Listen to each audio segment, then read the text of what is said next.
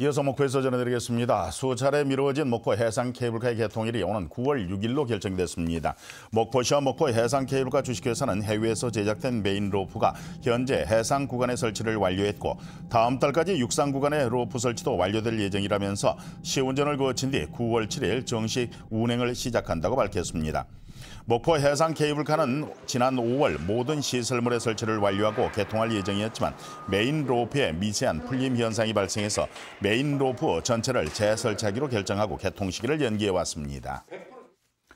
무안군 의회가 일본의 반도체 부품의 수출 규제를 우리나라에 대한 경제 침략 행위로 규정하고 이를 규탄하는 결의문을 만장일치로 채택했습니다. 무안군 의회는 결의문을 통해서 일본은 한일 우호 관계와 세계 경제 질서를 위협하는 수출 규제 조치를 즉각 처리하고 강제징용 피해자들에 대해서도 정당한 배상과 진심 어린 사과를 요구했습니다. 의회는 또 우리나라 정부에 대해서도 이번 일을 기회로 첨단 산업 소재 자급화 등 장기적이고 종합적인 대책 마련을 촉구했습니다. 목포의 한 주민센터의 민원인이 흉기를 들고 찾아와서 직원을 위협하는 사건이 발생했습니다. 본청 민원실에는 청원경찰 등이 상주하고 있지만 같은 공직자에도 주민센터에 근무하고 있는 직원들은 이런 위험에 무방비 상태입니다. 손준수 기자입니다. 평일 오후라 비교적 한산한 목포의 한 주민센터. 30대 건장한 남성이 양손에 흉기를 들고 들어옵니다. 이 남성은 곧장 민원 창구로가 흉기를 직원 앞에 내려놓고선 무언가를 요구하고 잠시 뒤 화를 내며 흉기를 탁상에 내던지며 주민센터 직원을 위협합니다. 기초생활수급자인 35살 A씨는 밀린 가스요금과 월세를 주민센터가 대납해달라고 요구하며 이 같은 행위를 한 것으로 알려졌습니다. 인명피해는 없었지만 직원과 주민센터를 찾은 주민들은 무방비 상태로 노출됐습니다. 망치랑 카트칼 들고 와서 민원대를 두드리며 죽이겠다고 공갈 협박하여 굉장히 두렵고 무섭고 충격을 받았습니다.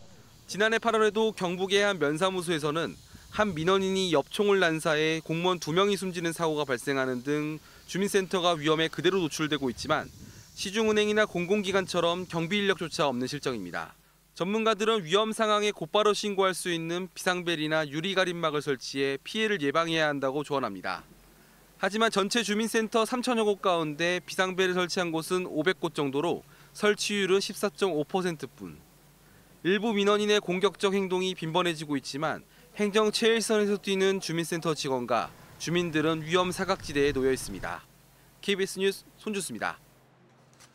보름이 앞으로 다가온 섬의 행사 관련해서 김영록 전남도지사가 섬과 해양의 가치를 충분히 느낄 수 있도록 준비해야 한다고 밝혔습니다.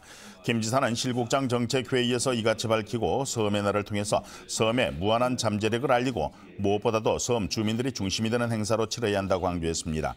김 지사는 또 자연재해에 따른 피해가 18억 원 미만일 경우 국비 지원이 이루어지지 않고 있다면서 국비 지원 기준을 완화할 수 있는 개선책의 마련을 당부했습니다. 신안 장도 람사르 습지 일대에서 국제보호종과 멸종위기종이 다수 번식하고 있는 것으로 확인됐습니다.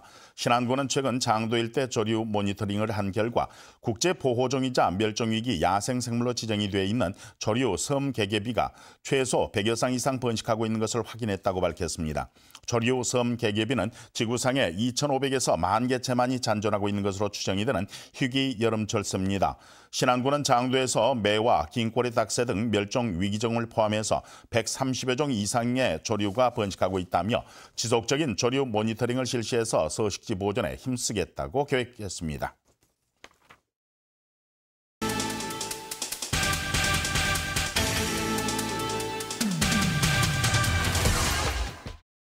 신안 천사대교가 개통 100여일 만에 방문 차량 대수가 100만 대를 넘어섰습니다.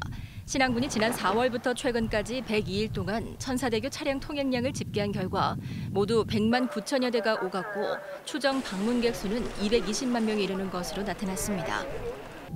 2021 완도국제해조류 박람회가 해양수산부의 국제행사심사위원회의 최종 승인을 받았습니다.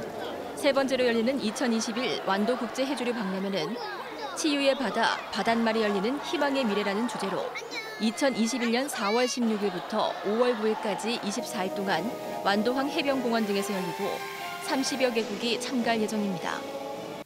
영암도서관이 장애인과 노인 등을 위한 독서 보조기기를 운영합니다.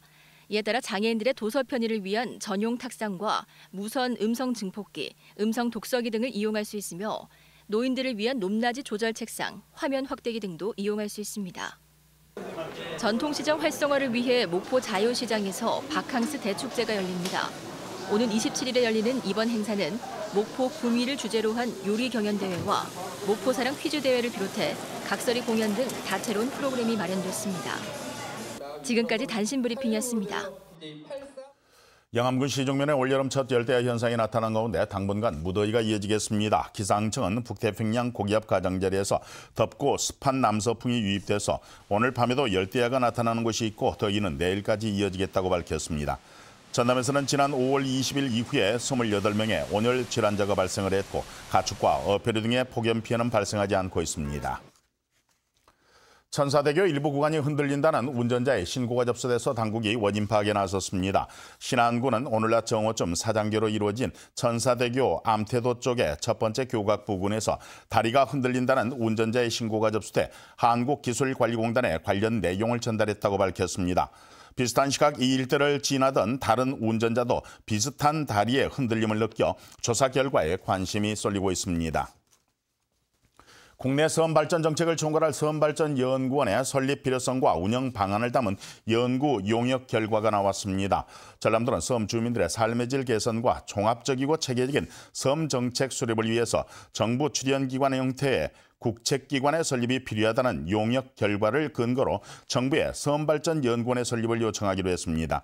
이와 함께 지역 국회의원들을 통해서 섬발전연구원 설립을 위한 법률 개정안의 발의를 추진하기로 했습니다. 목표했습니다.